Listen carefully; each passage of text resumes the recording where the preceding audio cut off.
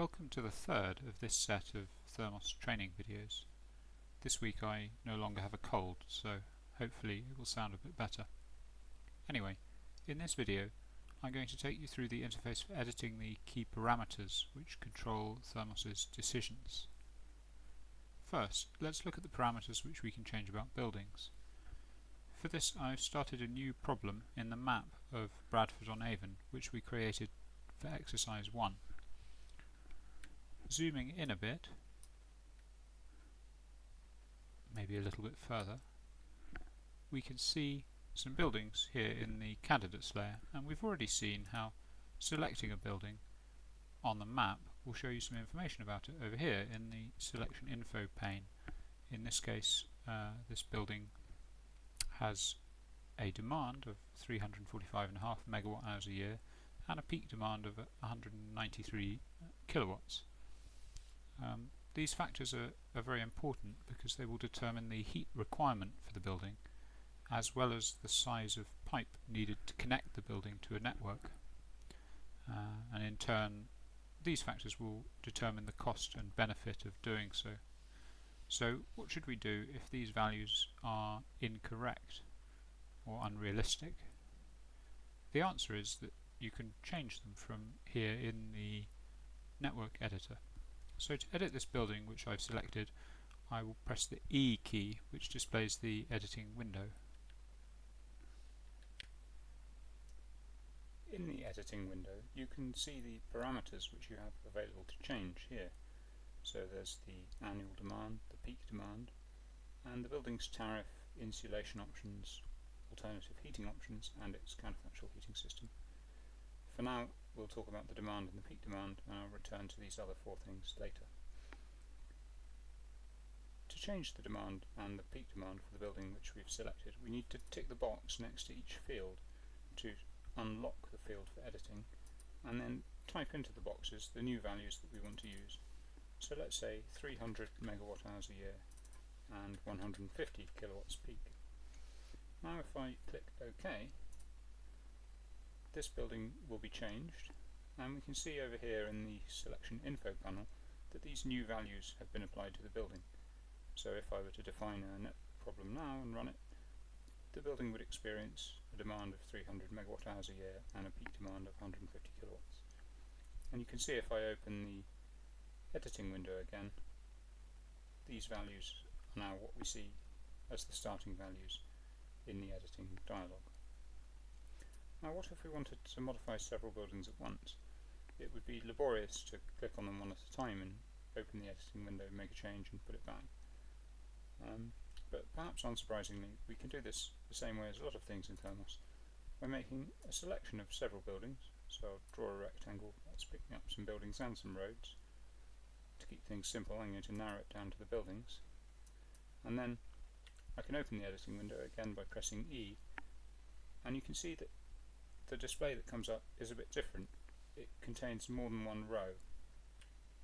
At the top of the window you can see another new thing, this menu which allows you to edit the buildings by classification. This menu is what controls the rows that are displayed below here in the table, and you can change it to a few different values. If you set it to name, then a row will be shown for each different name or address of the things that you've selected. If you set it to classification, you get what we saw before, which is a row for each distinct type of building that we've had selected. And if you set it to nothing, you get one row which is for all of the buildings that you've selected. Let's go back to classification. Each row in this view represents a group of buildings from the selection that we're editing, and the count column here tells you how many buildings belong to that row. So in this case there are 48 unclassified buildings which on average have a demand of 42 megawatt hours a year and a peak demand of 42 kilowatts, and there are 2 buildings classified as banks which have an average demand of 37 and a peak of 40, 3 cafes, 3 restaurants, 1 bar, and so on and so forth. Making a change to a row and pressing OK will then edit all of the buildings that are in that row in the same way.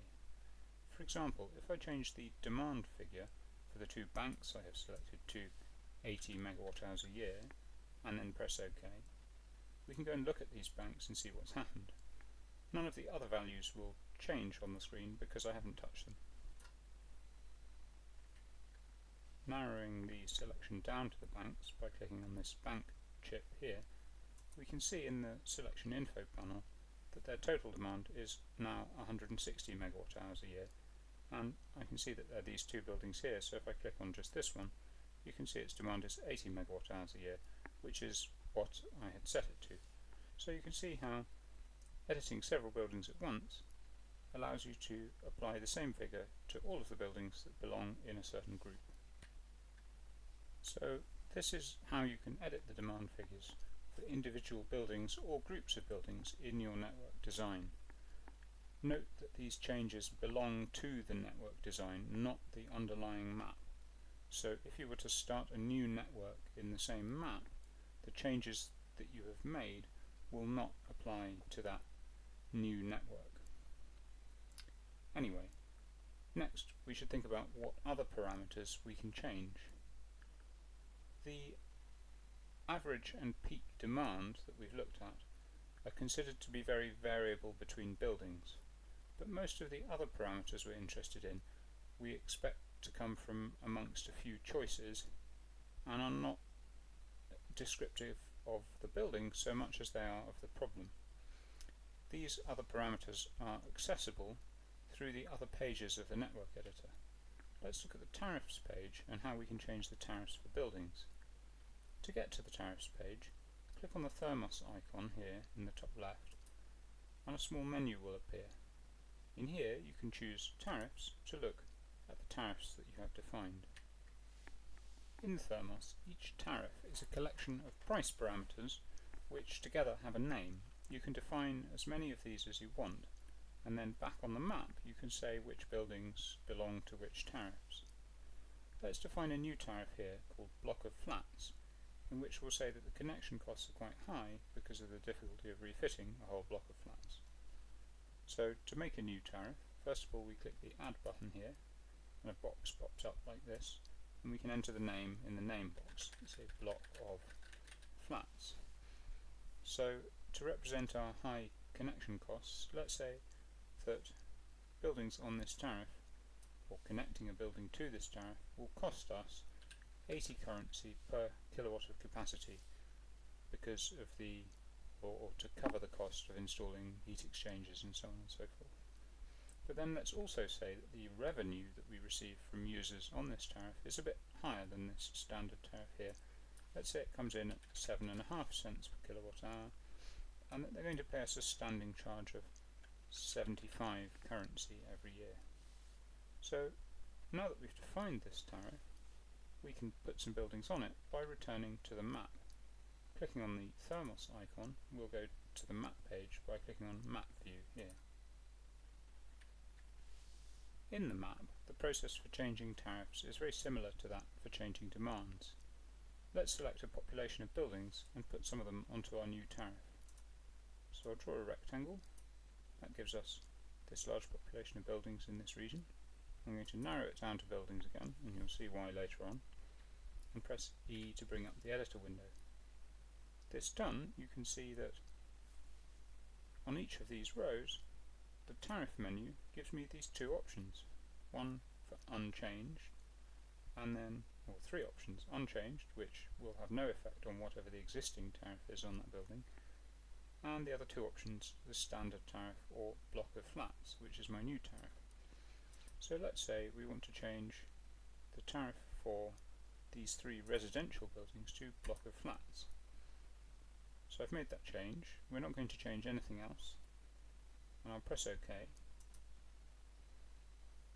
and the change has been made.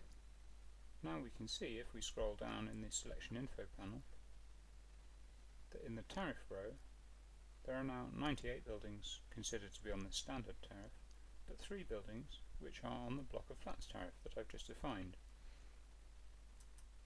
Selecting those buildings and zooming to them with the Z key, you can see that they're all next to each other.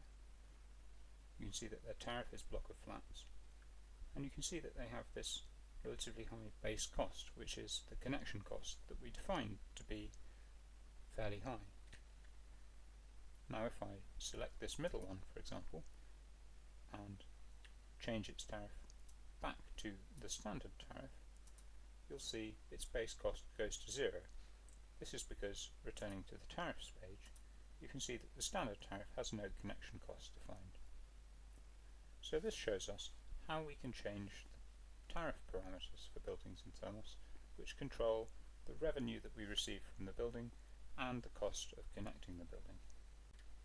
Next, let's look at the parameters which we can edit for paths. To change the relevant parameters first, we should go to the pipe cost page by clicking the THERMOS icon and choosing pipe costs. Pipes in THERMOS cause two types of cost. The first is the direct capital cost of purchasing and installing the pipe, and the second is the ongoing cost that the plant has to pay to cover heat losses. The way these relate to individual sections of pipes is in a categorical way, a bit like how tariffs work for buildings. You can see here on the page that there are 3 boxes which contain 3 different categories of information.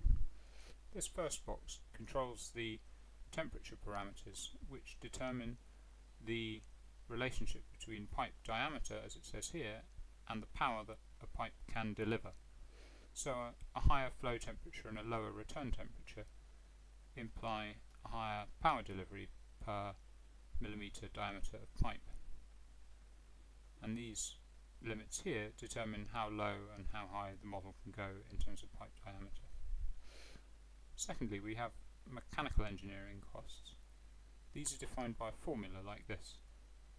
So the mechanical engineering costs reflect the cost of buying the pipe and doing the welds, and so these are considered to be the same for all different sections of road in a problem. It doesn't matter whether you're having to dig up a hard surface or a soft surface, the cost of the pipe and the cost of welding the pipe will be the same.